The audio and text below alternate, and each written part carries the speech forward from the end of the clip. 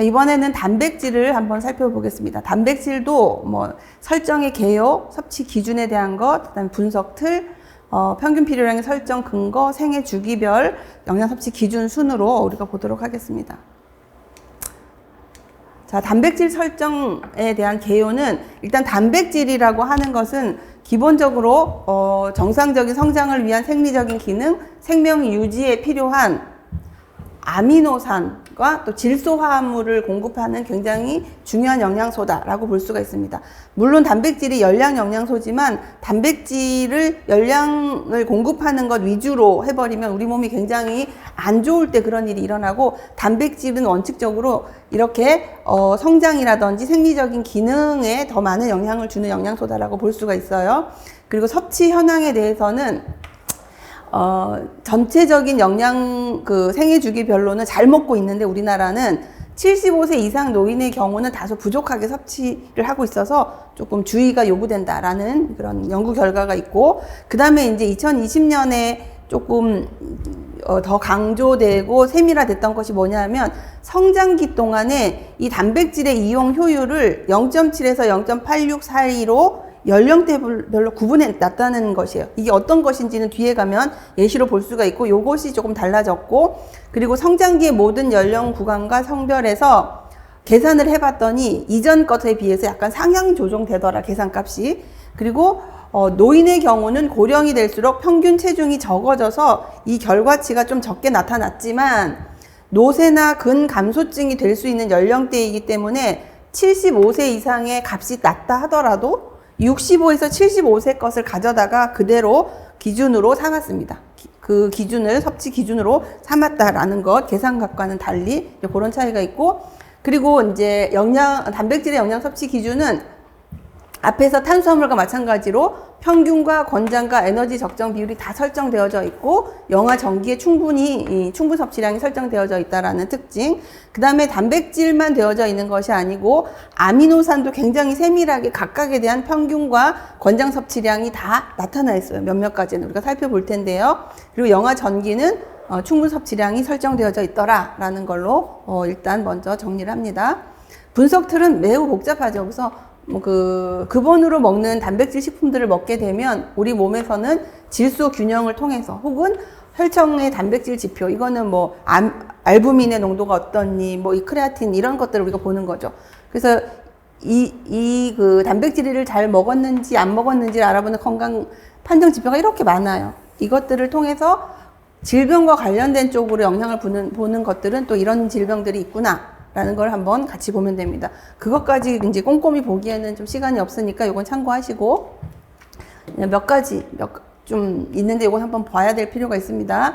일단 단백질은 식품을 통해서, 대부분 식품을 통해서 섭취가 되지만 요즘은 이제 단백질 파우더 이런 것들도 먹어요. 그래서 보충제를 통해서 많이 먹는 것들이 늘어나고 있다. 그리고 현재 단백질의 영양 상태가 그 사람이 얼마나 잘 돼 있는지를 평가할 수 있는 아주 정확하게 노출된 지표는 그렇게 없어요. 없어서 기본적으로 우리가 질소 균형이라고 하는, 질소를 얼마나 먹었는데 대소변으로 나간 질소가 얼마나 있으니 얼마나 이용이 됐겠구나 라고 하는 질소 균형. 왜냐하면 질소는 모든 영양소 중에서 단백질로만 섭취가 되거든요. 그러니까 질소 균형을 본다.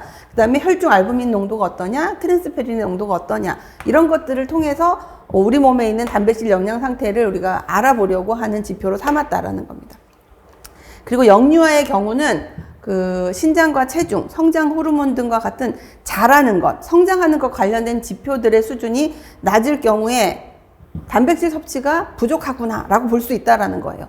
그리고 부종이나 복수가 있으면 또 이 단백질 부족으로 완전히 받아들이기는 어렵기 때문에 이렇게 영양과 상관이 없는 예외적인 것들도 같이 있다는 것을 고려해서 이 아이들의 단백질 섭취 부족을 우리가 반영을 하는데 이것들을 고려하자라는 얘기를 하고 있고, 그 다음에 단백질은 이런 알부민이나 이런 단백질 성분으로도 있지만 근육 속에도 있어요. 그래서 상완의 중간들레, 상완들레나 소변에 있는 크레아티닌의 수준, 그 다음에 빠르게 자라나는 피부와 머리카락, 부종 이런 것들도 같이 건강 판정 지표로 우리가 볼 수 있는 겁니다. 그래서 여기서 노출 지표, 건강 판정 지표, 아까 봤었던 분석 틀에 있던 큰 제목들이죠. 이렇게 볼 거다라는 얘기고요. 그다음에 장기간에 걸친 단백질 섭취 상태는 제지방, 체지방이 아니고 체지방을 뺀 나머지 것들의 변화로 나타날 수가 있는데 건강 상태죠. 이건 세 번째, 분석들의 세 번째에 있는 것들을 설명하고 있어요. 그거는 성장, 발달, 임신 및 출산과 관련이 되어져 있는데 뭐 이런 것들은 모유 생산의 분비나 성장기에 있는 아이들의 그 성장률 그런 것들과 관련이 있다.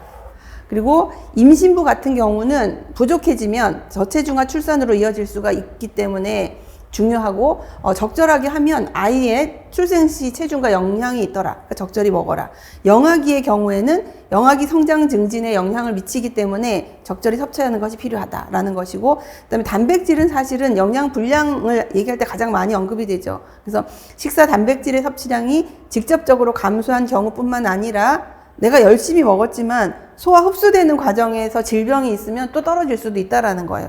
그리고 어떤 특별한 질병이 있을 경우 단백질이 계속 소진이 된다거나 그랬을 경우에도 결핍이 발생할 수가 있어서 영양적인 것 이외의 것들도 같이 고려해 볼 필요가 있다라는 거를 여기서 생각하시면 되고요. 질병 상태에 대한 것은 마지막이죠.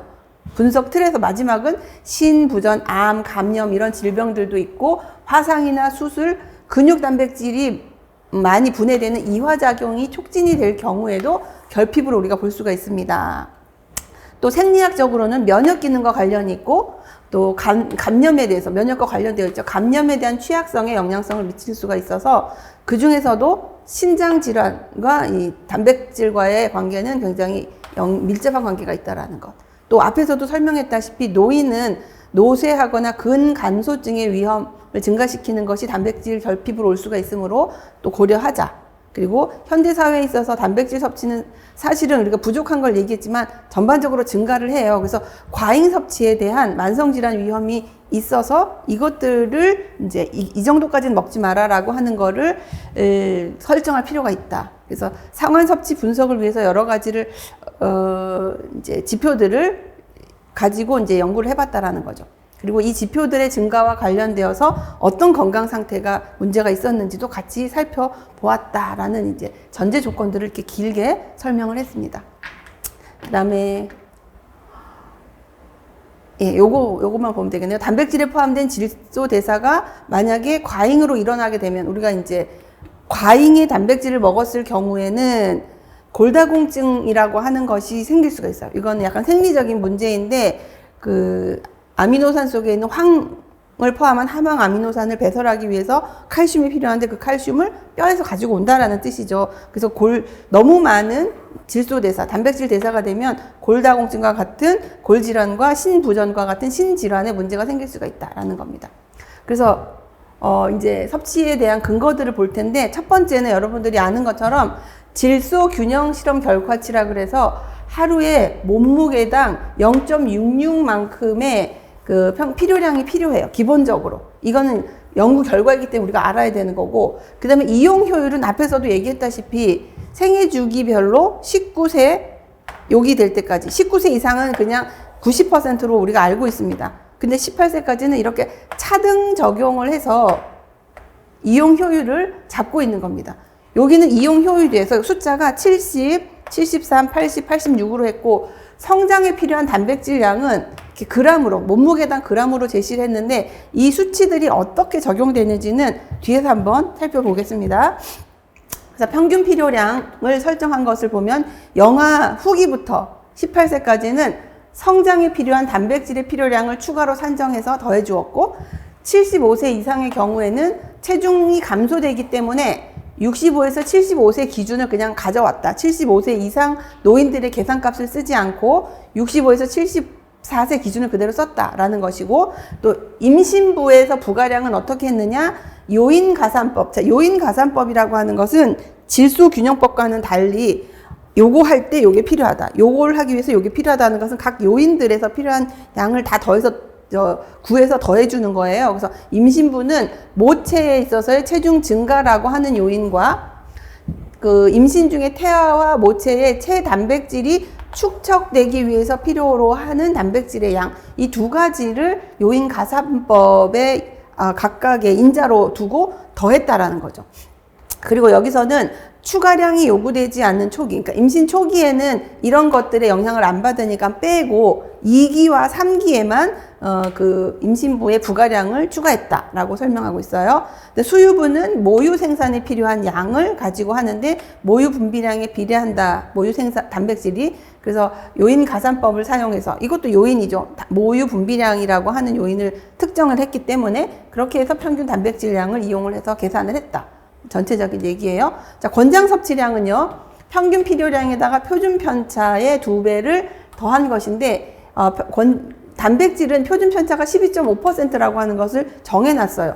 저 앞 시간에서도 얘기했지만, 표준 편차로 정해진 건 단백질밖에 없습니다. 그래서 이것의 2배에 해당하는 것은 25%고, 25%를 계산하기 위해서는 1.25를 곱해야 되죠. 그죠?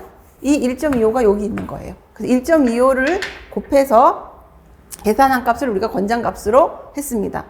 그리고 이제 수치가 뭐 소수점이나 그런 숫자로 나왔을 적에 5 단위로 해서 올림한 수치로 했습니다.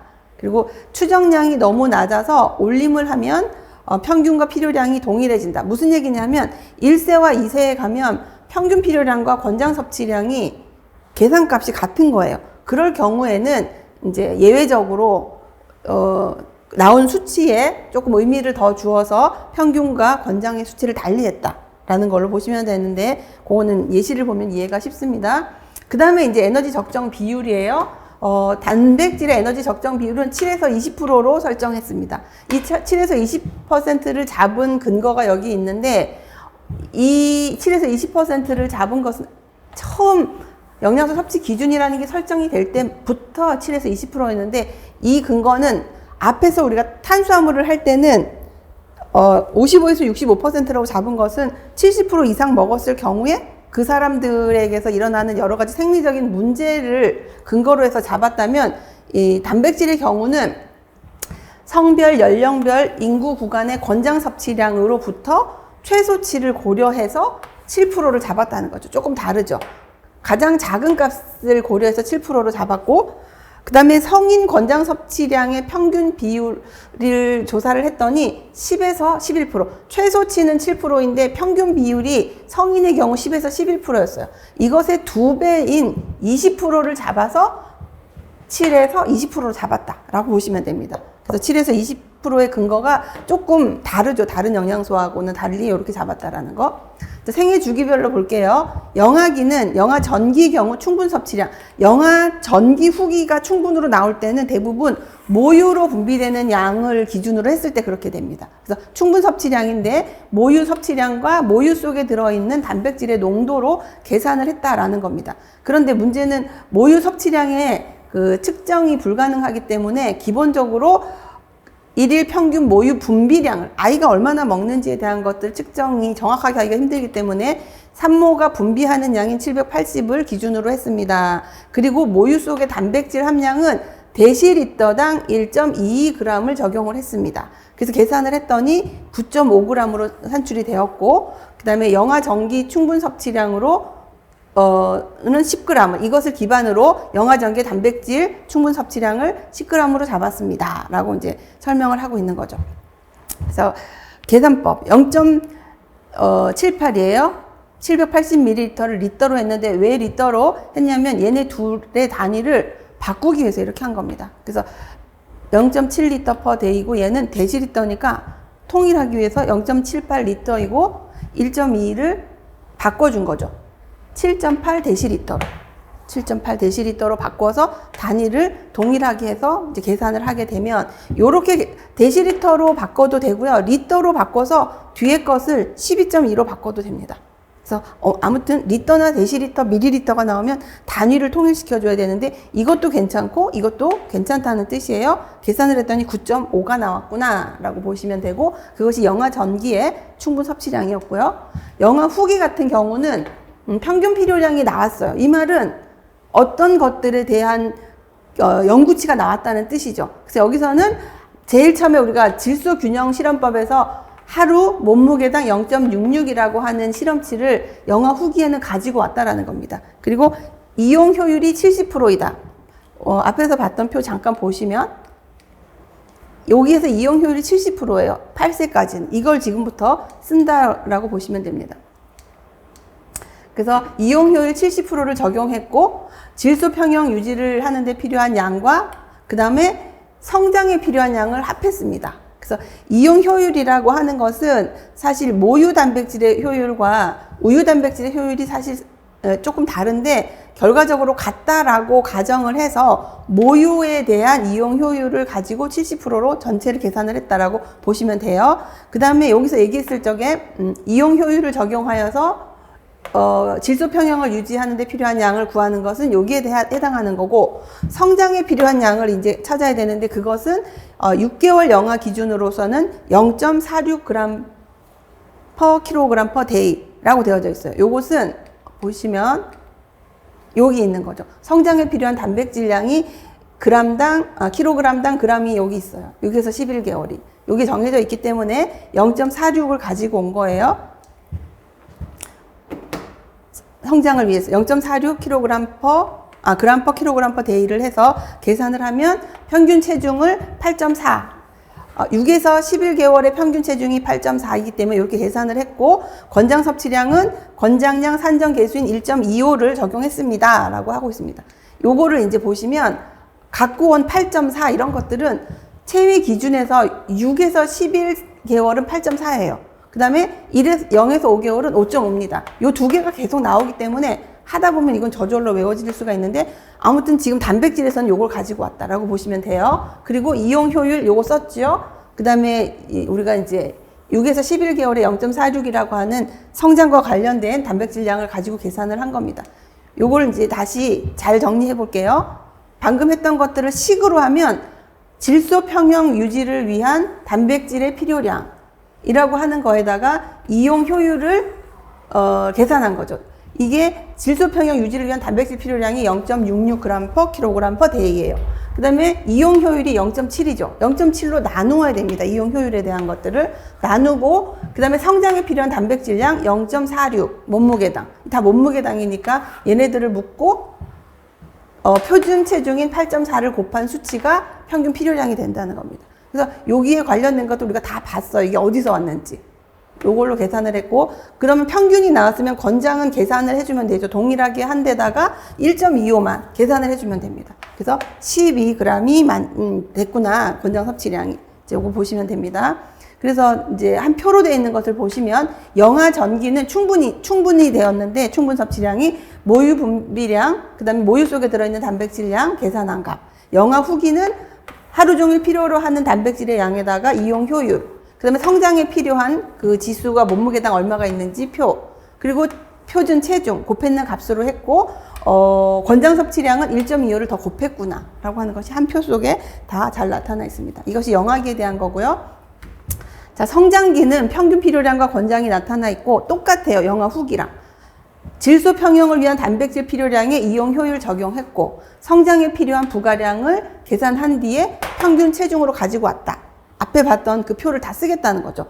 1에서 5세는 성별과 상관없이 남녀 구분 없이 산출이 됩니다. 6세 이상은 성별을 반영해서 계산을 할 거고, 권장은 권장량 산정 계수인 1.25를 적용할 것입니다 라고 했어요. 그리고 성장기의 경우는 똑같은 얘기긴 한데 질소 평형을 위한 단백질 필요량에 이용 효율 적용했고, 성장에 필요한 부가량을 추가한 후에 평균 체중을 했습니다. 똑같은 이제 얘기를 정리를 했어요. 자, 그 다음에 성장기의 이용 효율에 관련된 것은 6에서 11개월을 빼고 나면 이제 우리가 여기서부터 요까지를 쓸 거죠. 이렇게 여기에 해당되는 걸 다 쓸 거예요. 그 다음에 여기에 있는 체중 가져다 쓸 거고, 여기에 있는 체중은 이제 가져다 쓸 겁니다. 이 표만 있으면 우리가 계산할 수가 있다라는 거예요. 그리고 평균을 구할 수 있으면 권장은 또 1.25를 곱하면 구할 수 있다. 그래서 이 표예요. 이대로 그대로 가져온 겁니다. 질소 평형에 필요한 거 0.66 쭉 있고, 그 다음에 이용 효율 나이대별로 달랐죠. 0.76까지 0.73, 0.8, 0.86, 0.7 똑같이요. 어디에 있었냐면 여기에 있는 거 이대로 이거 가지고 온 거예요. 이용 효율이니까 70%는 계산식에 들어가면 0.7이 되는 거고, 그 다음에 성장에 필요한 양 0.9부터 시작을 해서 요거 다 더해 주는 겁니다. 그래서 그 수치들을 쭈루룩 다 더했어요. 그리고 요거는 각 연령대별로 표준 체중. 표준 체중은 어디 있었어요? 여기 있었죠, 여기. 여기에 있는 체중을 가져다가 그대로 계산한 값이 이렇게 평균 필요량으로 나왔다 라고 보시면 되고, 이 수치가 나오면 권장 섭취량은 거기다가 1.25만 이렇게 곱해주면 돼요. 다 똑같이 해서. 그래서 나온 수치가 이렇게 나왔구나. 그래서 근거만 여러분들이 잘 이해를 하시면 될 것 같습니다. 그래서 나온 결과로는 이렇다. 그래서 그 충분 섭취, 대부분의 영양소가 영하 전기는 충분 섭취량이 설정되어져 있고 후기도 충분 섭취량으로 되어져 있는 게 대부분인데, 단백질은 영하 후기부터 평균 필요량이 설정이 되어서 이렇게 정확하게 수치가 나왔다라는 거를 볼 수가 있습니다. 자, 성인기는 앞에 있던 성장기와 달리 성장이 필요로 하는 단백질량은 빠지게 되는 거예요. 그래서 단순해지죠. 질소 평형을 위한 단백질 필요량, 이게 뭐냐면 0.66이었어요. 이 0.66이 여기고, 이용 효율은 90%니까 여기 0.9를 곱할 거고, 평균 체중은 그 연령대의 표준 체중을 가져다가 붙이면 되는 거예요. 그리고 여기 0.73이라고 하는 말은 0.66에다가 나누기 0.9를 하면 0.73이 나와요. 그래서 이 수치를 그냥 바로 여기서 설명해주고 있는 겁니다. 요 계산값이 0.73이다라고 설명하는 거고, 그 다음에 권장 섭취량을 얘기할 적에는 요 부분만요, 0.73에다가 1.25를 곱하면 요게 나온다는 거예요. 그래서 0.91로 계산해도 된다, 여기를. 그리고 평균 체중에다가 권장량 산정 개수를 곱하면 권장 섭취량을 구할 수가 있다라는 걸로 정리를 할 수가 있습니다. 성인기, 앞에 유아기나 성장기를 하면 여긴 동일하게 넘어간다라는 거, 성장과 관련된 단백질량만 없지요. 노인기는 성인과 동일하게 했다. 이용 효율은 성인 이유는 모두 90%예요. 0.9. 노인기 후반은 앞에서도 얘기했다시피 평균 체중이 65에서 74세에 비해서 남성은 줄고 여성도 이만큼 줄기 때문에 전체적인 계산값이 낮아질 텐데, 그래도 근감소증 위험을 고려하여서 75세 이상 노인의 단백질 평균 필요량과 권장 섭취량은 그 계산값으로 하지 않고 65세와 74세와 동일하게 설정하였습니다 라고 설명하고 있습니다. 자, 임신기는 마찬가지로 요인가산법으로 했는데, 보세요. 기본적인 성인 여성의 단백질의 평균 필요량에다가 임신기의 질소 평형 유지를 위한 단백질의 양, 그 다음에 체단백질 축적에 필요한 양을 합산을 하는데, 요 페이지는 이 위에 있는 걸 설명하고 있고요. 요 다음 페이지는 체단백질 축적에 필요한 양을 설명하고 있는 거예요. 요 부분을. 그래서 먼저 요거를 여기서 설명할 겁니다. 그래서 임신 기간 중에 체중 증가량을 반영해서 질소 평형 유지에 필요한 증가로 했고, 임신 3분기별로 요런 체중 증가가 있을 건데, 이것을 평균 필요량이 아까 0.73 우리가 계산을 했었죠. 그것을 고려해서 계산을 해본다면 부가산출량이 1.07, 3.56, 8.36이라는 값이 나온다는 거예요. 우리가 이걸 계산할 필요는 없습니다. 근거만 알면 되는 거죠. 야, 이렇게 해서 이게 왔구나. 그리고 체단백질을 축적하기 위한 거는 임신 1분기는 우리나라에 자료가 없어서 외국 걸 가지고 왔고, 3분기의 체단백질 축적은 7.2라는 것이 측정이 됐는데 2분기에 대한 자료가 없었어요. 그래서 그것은 3분기에 50%로 하자라고 추정을 해서 두 가지로 나눈 거죠. 그 다음에 임신부의 순단백질 이용률에 대한 부분들은 일반적인 성인 효율에 대한 47%를 적용할 것이다 라고 했어요. 일반 성인에 비해서. 그 다음에 권장 섭취량은 산정 개수인 1.25를 적용할 거다. 그리고 계산을 하는데, 계산식을 보시면 우리가 앞에서 쭉 성장기를 봤듯이 체중 증가량에, 그 다음에 왜냐면 임신기는 체중이 증가하는 걸로 인해서 가산치를 넣어주기로 했거든요. 부가량을. 그래서 체중 증가량 앞에서 4.88, 11.45가 증가할 거라고 했고, 질소 평형 유지를 위한 거는 0.66에다가 0.9 나누는데, 요 값을 계산해 보면 0.7 앞에서 봤었죠? 봅시다. 0.73으로 우리가 보게 되는 거죠. 그대로 바로 0.73이라고 해도 되고 0.66에다가 0.9로 나눈 걸 해도 돼요. 그 다음에 3.6이랑 7.2를 고려해 주는데 요거는 임신기를 볼게요. 아이고. 체단백질 축적량이 3.6, 7.2 여기 있죠. 요걸 여기다가 이렇게 고려해서 더해주고. 근데 뭐라고 앞에서 얘기를 했냐면, 순단백질 이용률은 일반 성인 효율의 47%라고 얘기를 했어요. 그래서 부과되는 것에 대한 것은 성장과 관련된 몸무게가 증가하고 축적되는 것에 대한 것은 0.47로 나누어 줬구나 라고 보시면 되고, 0.9에 동일하게 0.47로 해서 12, 25g이 됐습니다. 2분기와 3분기. 그리고 권장 섭취량은 똑같이 계산을 하고 끝에 1.25만 각각 계산에 고려해주면 15, 30이 나올 수가 있는 거죠. 자, 임신은 여기까지 하고, 수유기는요, 요인가산법 중에서 모유 분비량을 가지고 왔습니다. 그래서 모유 섭취량은 분비량을 기준으로 해서 0.78로 했고, 모유 속에 들어있는 단백질의 함량, 앞에서 우리가 영아기 때 봤던 거 그 수치 그대로 가지고 왔어요. 그 다음에 또 하나는 순단백질 이용률을 47%로 적용해서 부가단백질의 평균 필요량을 이렇게 계산을 했으며, 권장 섭취량은 권장량 산정 개수를 적용했다.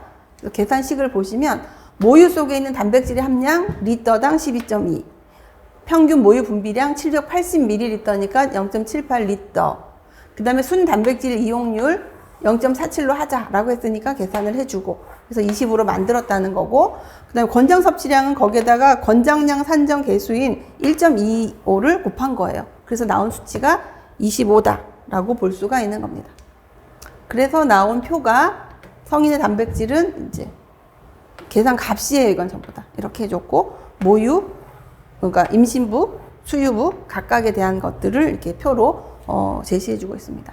그리고 단백질의 영양소 섭취 기준을 이제 전부 다 생애 주기별로 쭉 정리를 했는 걸 보면은 여기는 우리가 다 했고요. 또 영아 전반기에는 충분 섭취량이고 후반기부터 평균 필요량이 설정되었다.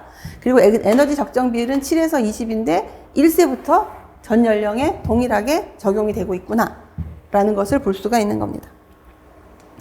단백질 주요 급원은 우리나라는 백미를 통해서, 단백질인데 우리나라 사람들은 백미를 통해서 단백질을 가장 많이 공급을 받고 있다고 이제 얘기해주고 있는 거고요.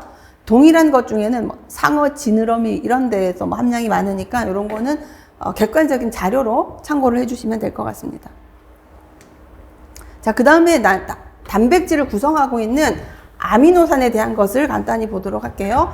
아미노산은 섭취 기준을 다 설정한 건 아니고요.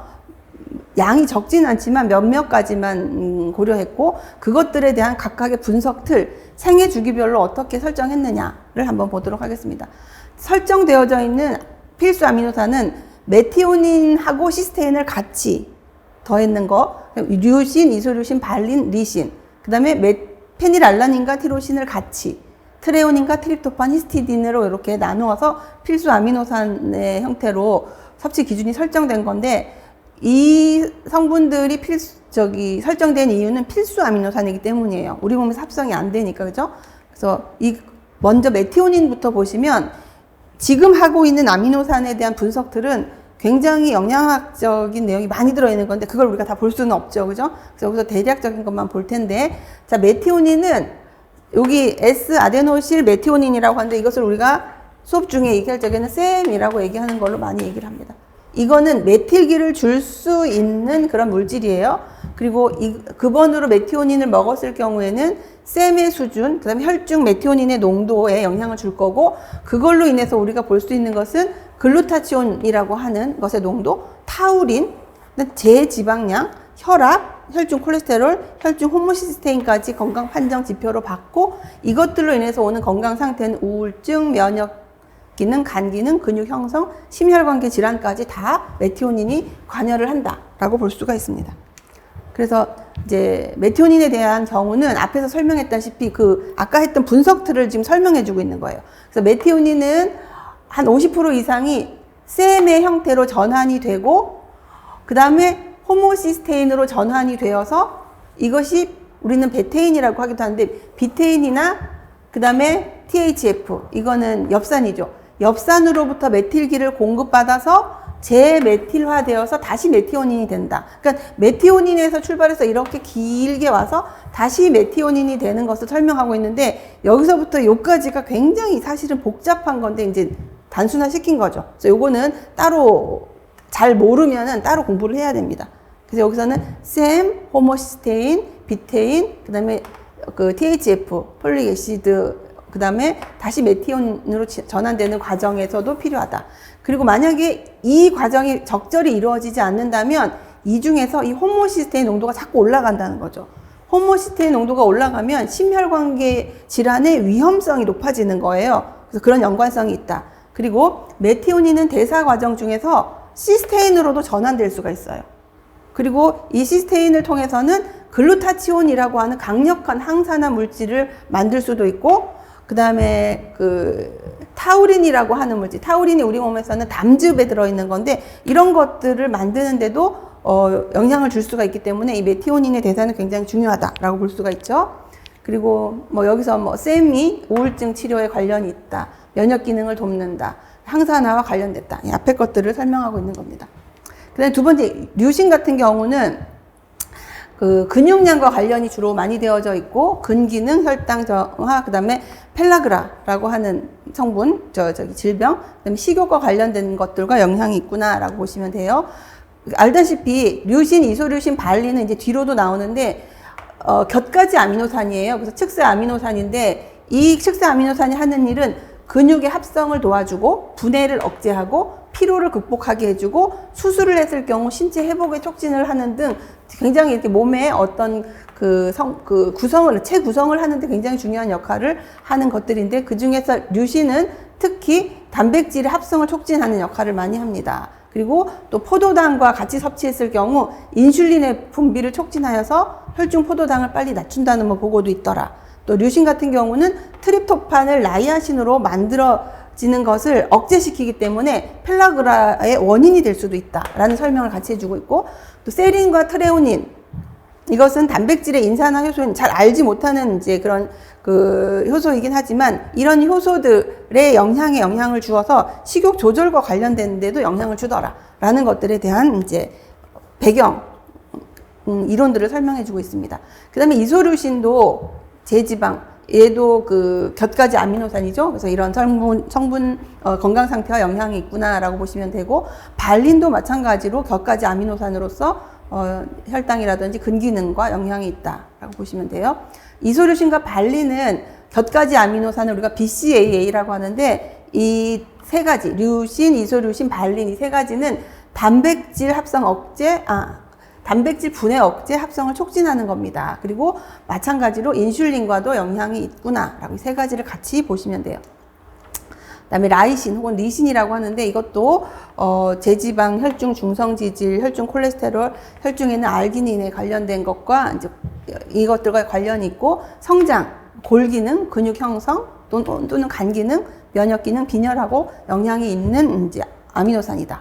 그래서 다른 앞에 있었던 필수 아미노산에서 얘기했던 것과 마찬가지로 근단백질의 교체와 관련이 되어져 있고, 특히 이 라이신은 아르기닌을 분해하는 효소인 알기나제를 잘 만들 수 있게 해줘서 이것의 분해를 증가시킴으로 기량작용을 할 수가 있습니다. 그래서 얘가 너무 많이 나오면 알기닌이 분해가 돼버리니까 없어지잖아요. 그래서 적절한 비율을 유지하는 것이 중요하다라는 설명이고, 또 라이신은 아이들의 경우 성장이나 뼈 발달에 필요하고, 아르기닌과 같이 섭취했을 경우에는 또 이제 코어워크로 성장 호르몬 분비를 촉진시키기도 하더라. 그러니까 비율 유지가 중요하다는 것을 다시 설명해 주고 있어요. 적절한 비율은 뼈를 잘 만들 수 있게도 도와준다. 또 라이신과 알기닌의 섭취는 면역 기능에도 도움이 된다. 만약에 라이신을 부족하게 섭취하게 되면 성장 지연뿐 아니라 빈혈을 일으킬 수도 있다. 이런 것들을 근거로 섭취 기준을 마련했다라는 거고, 자, 페닐알라닌 같은 경우는 우리가 제일 쉬운 거는 이거죠. 페닐케톤요증과 관련되어져 있다라는 것을 가장 잘 알고 있는데, 그것 이외에도 섭취와 관련된 것이 과체중, 비만, 포도당, 불내성, 또 간 기능과 관련된 것들이 페닐알라닌의 그 기능을 우리가 대변할 수 있는 거다라고 보시면 돼요. 자, 페닐알라닌은 인슐린 증가에 영향을 주고, 이 인슐린 농도가 페닐알라닌을 보충해주면 좀 증가한다는 결과, 그 다음에 지방에서 페닐알라닌은 인슐린 자극에 의해서 포도당 이용을 증가시킨다. 그래서 우리가 포도당 이용이 증가된다는 것은 혈중에 있는 포도당을 조직으로 잘 넘겨준다라는 뜻이에요. 그래서 그런 것들을 도와준다라고 보시면 되고, 또 만복감을 증가시키고, 그래서 전체적으로 과체중과 비만도 예방을 하더라. 또 페닐알라닌 같은 아미노산 대사는 간에서 대사되기 때문에 간이 나쁜 사람은 이 대사가 좀 감소할 수도 있다. 그리고 간 기능을 평가할 수 있는 간 손상 환자에게서 이 수준은 점차적으로 떨어질 수가 있다라는 기본적인 내용입니다. 그래서 전체적으로 봤을 적에는 전체적으로는 영아기의 경우 단백질 섭취에 대한 부분이 매우 중요한데, 특별히 그 모체로부터 공급받던 철분이 고갈이 되며 빈혈이 초래될 수 있어서 소고기 등 육류의 섭취가 권장됩니다. 이게 왜 나오는가 하면 6개월 이후가 되면 이유식을 먹어야 돼요. 이유식을 먹어야 되는 이유를 여기서 설명해 주고 있는 겁니다. 그리고 계산은 영아 전기는 충분 섭취량, 영아 후기는 평균과 권장으로 설정되어져 있다. 그래서 만 1세 이하, 특히 4에서 6개월 동안의 영아는 그 모유가 가장 중요한 영양원이다라는 거. 필수 아미노산의 필요량은 단백질 g당 아미노산 mg에 함유된 평균 아미노산 조성값으로부터 했고, 이 평균 단백질은 12.2g per 리터를 곱해서 계산을 했다라고 보시면, 가지고 온 자료가 무엇인지를 설명하고 있는 거예요. 그 다음에 모유 섭취량 780을 가지고 와서 충분으로 했다, 영아기에. 그래서 영아기에는 알 필요는 없지만 이게 다 설정이 돼 있다라는 것 정도만 보시면 돼요. 그 다음에 성장기 같은 경우는 개개인의 평균 요구량과 다양성을 적합한 요인 가산법으로 했고, 이때 요인 가산법을 통해서 하는 것은 평균 필요량 추정치는 성장을 위한 아미노산 필요량으로 계산을 했습니다. 그래서 단백질 축적 비율, 평균 아미노산 조성값 이런 것들을 다 적용을 했다라는 것. 권장 섭취량은 변이계수 12.5%를 했다. 뭐와 동일한가 하면 단백질과 동일하게 변이계수를 쓴 거예요. 아미노산이지만.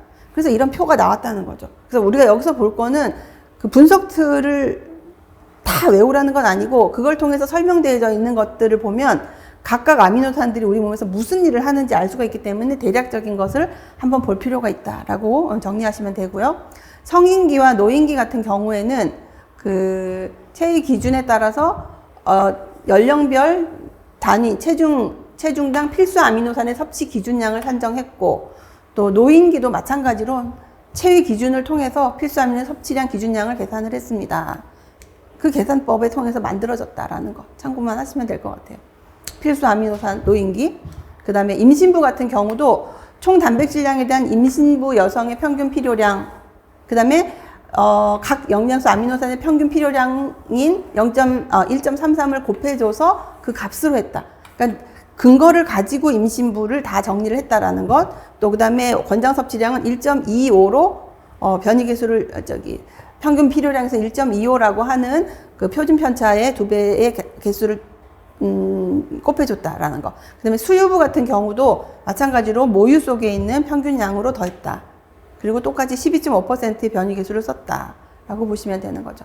그래서 이제 이런 수치들이 마련됐다. 아미노산은 우리가 가져다 쓸 일은 없지만 설정되어져 있기 때문에 한번 볼 필요는 있습니다.